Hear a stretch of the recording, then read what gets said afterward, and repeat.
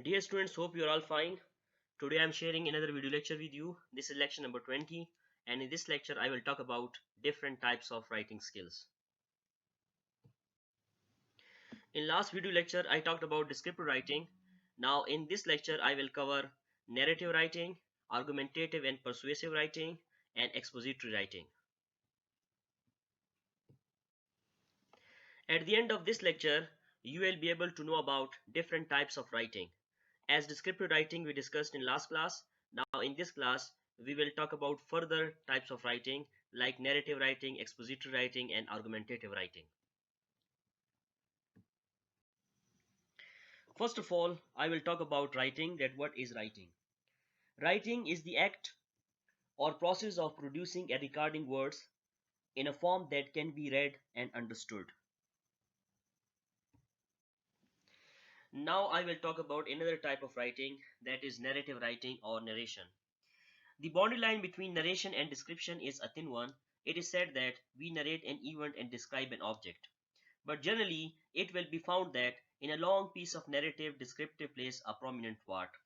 In narration, we deal with particular things and represent these things as moving from one point in time to another point in time. Suppose I am relating a ghost story. At first, I shall give those incidents that took place before the ghost appeared, then the things that happened when the ghost appeared, and lastly, I shall deal with the incidents after the departure of the ghost. In this way, we move from point to point in time in narrative. In description, we move from point to point in space. When a man describes a building, he describes the four sides of it, and then describes the inside room by room, and he moves about in space. So now I will tell you about classification of narratives. Narratives are usually classified as narratives of fact and narratives of fiction. First, what is narratives of fact? We may subdivide them into history, biography, autography. So what is history? History which narrates events as they actually happened in the life of a nation or people. In biography, uh, what we do that we narrate the story of man's life. And autobiography, what we do that in which the man himself narrates his life story. So history, that is narrative writing, biography, that is narrative writing, and autobiography, that is also narrative writing. So this is how what we do, that in history, biography, and autobiography, whenever we share ideas, so that is narratives of fact. Now I will talk about narratives of fiction. These deals with imaginary events, not with actual facts. These may be subdivided into realistic fiction, romantic fiction, idealistic fiction, and short stories. Now, what is realistic fiction? Realistic fiction dealing with events which are typical of man's life. Romantic fiction dealing with attractive events, adventures, etc., which seldom take place in real life but which satisfy a demand of a human heart.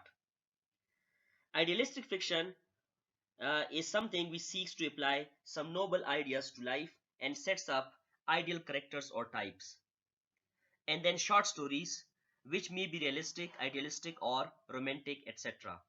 So we divide narratives of fiction into these four types, in which some facts are realistic, some facts are romantic, some facts are idealistic, and some facts we explain in short stories.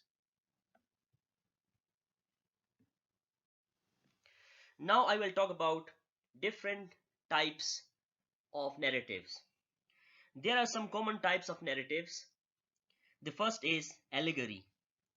An allegory is often given in the form of a short story. An allegory is a story, poem, and fiction in which the events and characters represent ideas. The object is to teach a moral lesson.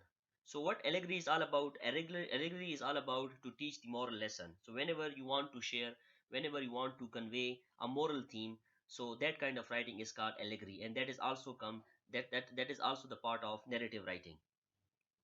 The second is fable. A fable is a short fictitious story with a moral. Irrational animals are generally introduced into fables. A fable need not to be allegorical. And the third is parable. A parable is allegorical story intended to enforce some high moral or religious lesson. Parable is derived from two words, para, which means beside, and belto, which means throw. It is so called because the story and its meaning lie side by side in a parable, like Jesus Christ was found of preaching in parables.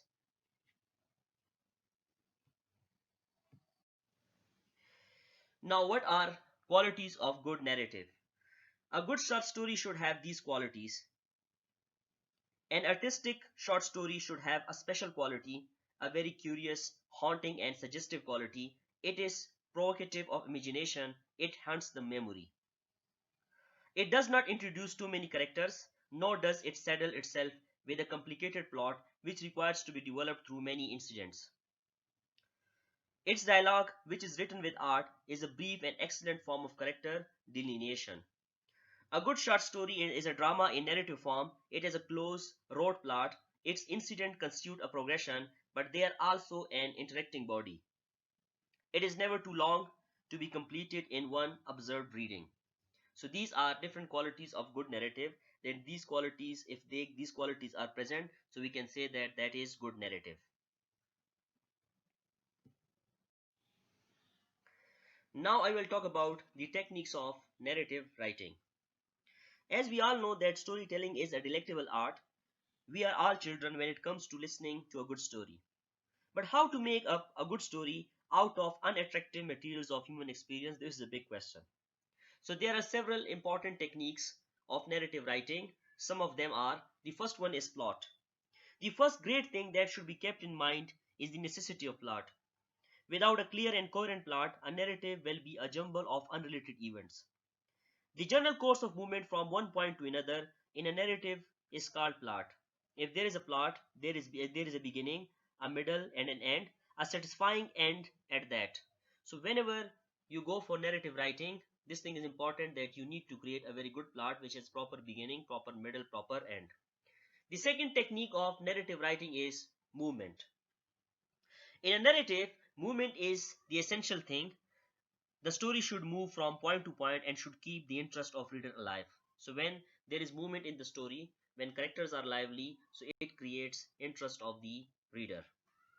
So this was all about the techniques of narrative writing. So now I will talk about argumentative and persuasive writing. Argumentative and persuasive writing method of writing is used when we want to persuade a person to our point of view, as persuasion means to make someone agree. Its main object is to convince others. It contains the opinion and suggestions of the writer. The writer explains his point of view in a systematic and logical point of view. There is a reason and justification in his writing. The method of writing is often applied in the business world. The advertisements of a commercial product are put before the people in a convincing manner. The reader of the advertisement is attracted to buy that thing.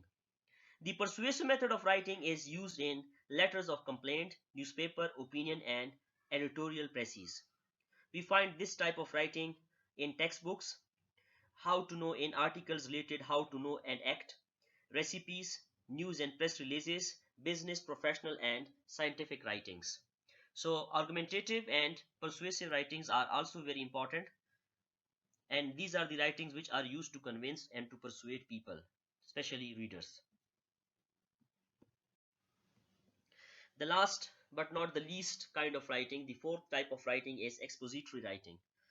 Expository writing is great form of communication. Its main object is to explain or inform. The writer is not supposed to suggest or give his opinion in this form of writing. It is a subject-oriented writing style in which the writer explains the subject only. He does not give his own opinion about it. Essays or articles written in magazines form this type of writing.